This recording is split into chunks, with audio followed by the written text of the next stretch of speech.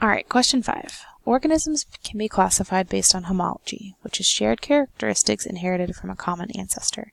In more recent years, the use of molecular biology techniques has allowed homologies to be compared to at the level of nucleotide sequences.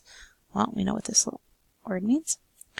Nucleotide sequence comparisons are possible because all organisms share which of the following. All right, so I have your cheat sheet image over here.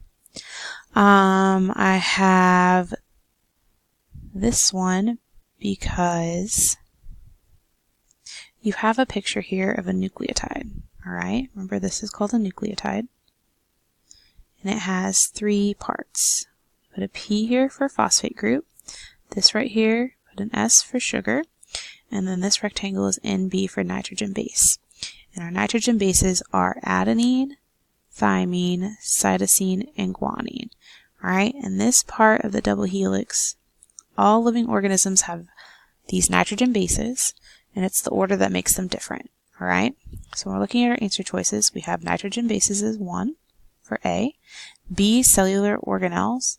Not all organisms are going to have these organelles. All right, division of the nucleus. Nope. Proteins for cell functions. They have different proteins for different functions. So our best answer choice is going to be A for number 5.